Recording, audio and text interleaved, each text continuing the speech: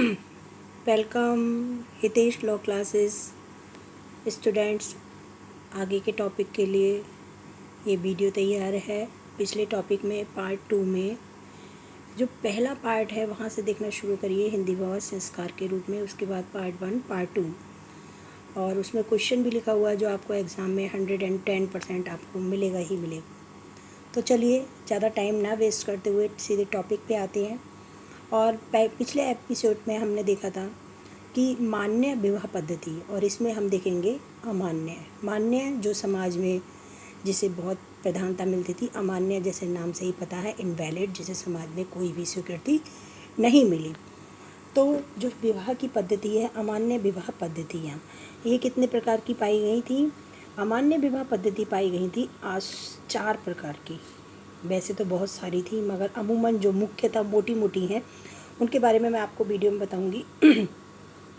यह 4 पद्धति हैं। असुर नंबर 1, गंधर्व नंबर 2, राक्षस नंबर 3, पैशाच नंबर 4। ये पद्धतियाँ कौन सी हैं? पैशाच, राक्षस, गंधर्व और असुर। जैसे नाम से ही पता चल रहा है कि ये राक्षस, गंधर्व, पैशाच, भूत प्रेत, डायन जैसे ऐसे नाम से ही साउंड कर रहा है कि ये इनवैलिड थी।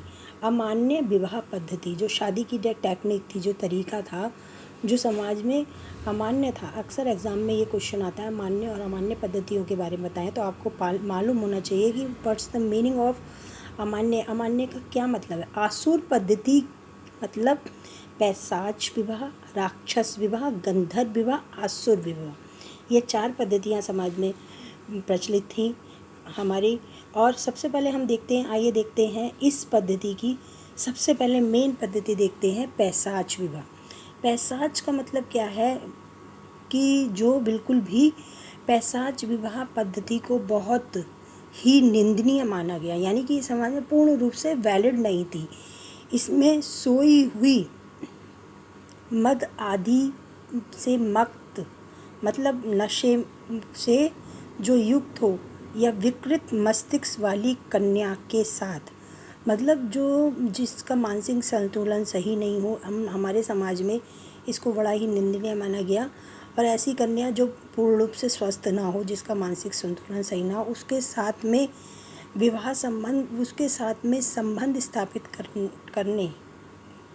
करके विवाह किया जाता था। पहले क्या किया जाता था हमारे समाज में? पहले तो विवाह किया जाता है, फिर संबंध होती हैं, दाम्पत्य जिसे संबंध बोलते हैं। परंतु इस पद्धति में पहले ही संबंध स्थापित किया जाता था, फिर विवाह किया जाता था।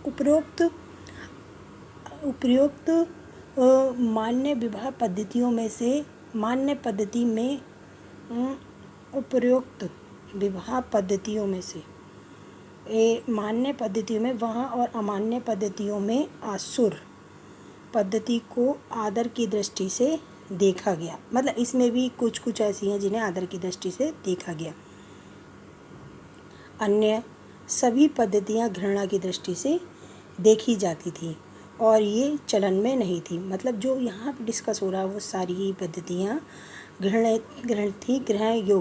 योग्य थी। विवाह की पद्धति का इस प्रकार से विभाजन व्यवहारिक दृष्टि से किया जाता है। ये स्त्री के संतानहीन मर जाने पर स्त्री धन के उत्तराधिकार के संबंध में बहुत महत्वपूर्ण है।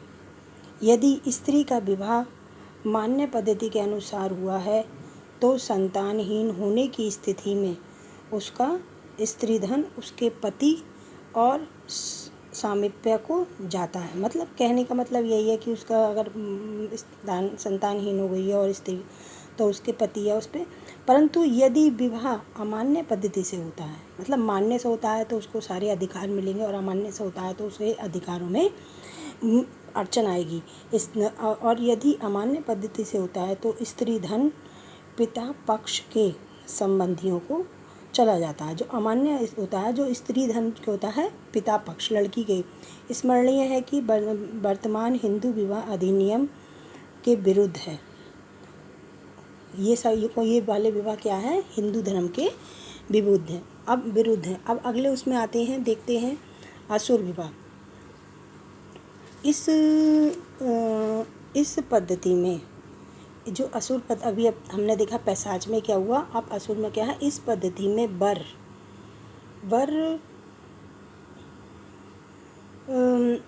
कन्या के लिए, असुर पद्धति में वर कन्या के लिए यथाशक्ति धन देकर स्वेच्छा से कन्या को स्वीकार करता है। मतलब हमारे समाज में क्या है कि स्त्री लड़की के पक्ष से धन मिलता है, मगर असुर पद्धति है तो वर जो है कन्या के लिए अपनी स्वेच्छा से धन देकर स्वीकार करता है।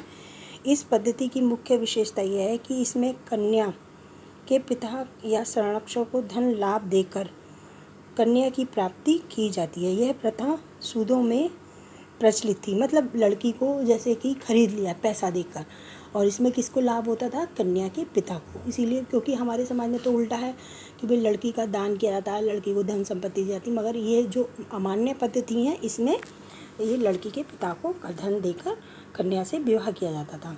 इसके बाद आता है कन्या, जो अगली पद्धति है गंधर्व पद्धति।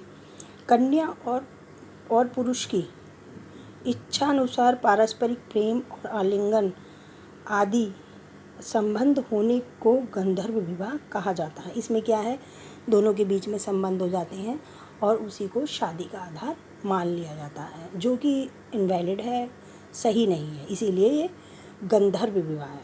अब अगली है राक्षस विवाह। राक्षस विवाह इस पद्धति के अनुसार कन्या वर पक्ष वालों की हत्या करके या उनका अंग आदि देहन करके और गृह या द्वार आदि तोड़कर रोती हुई कन्या का बलात् अपहरण करके विवाह किया जाता है। जैसे राक्षस है, ये पूर्ण तौर से अमान्य पद्धतियों में सबसे ज़्यादा भयंकर पद्धति मालूम हो रही है। जैसे किसी का बलात्कार किया, घर तोड़ दिया, सामान फेंक दिया और हाथ पैर काट दिया और कन्या को, रोती हुई कन्या को उठाकर उसका अपहरण करके तब विवाह किया।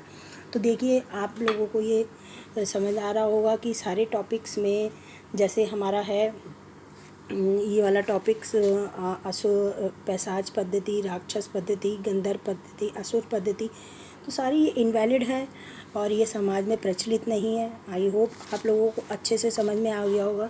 स्टूडेंट्स, आप लोग देखते हैं कि अधिकतर यूट्यूब पे बहुत सारे वीडियो पड़े हैं और बहुत सारे लोग वीडियो बना रहे हैं, मगर वीडियो को एज इट इज़ उतार देना और पढ़ लेने से मतलब नहीं है, जब तक आपकी समझ में ना आए। और आपको इजी लैंग्वेज में जितना अच्छा समझ में आएगा, क्योंकि कठिन है और कठिन शब्द समझ में नहीं आते, हम वहीं अटक जाते हैं। और मेरी आशा है कि आप लोगों को मेरा समझाया हुआ समझ में आए और खूब मन लगाकर टॉपिक्स बनाइए, देखिए। वीडियो को शेयर और सब्सक्राइब नहीं कर रहे हैं आप, मेरी आपसे शिकायत है, आप प्लीज़ चैनल को सब्सक्राइब करें और लाइक शेयर करें, साथ में बेल आइकन दबाएं। Wish you all the best. Thanks a lot.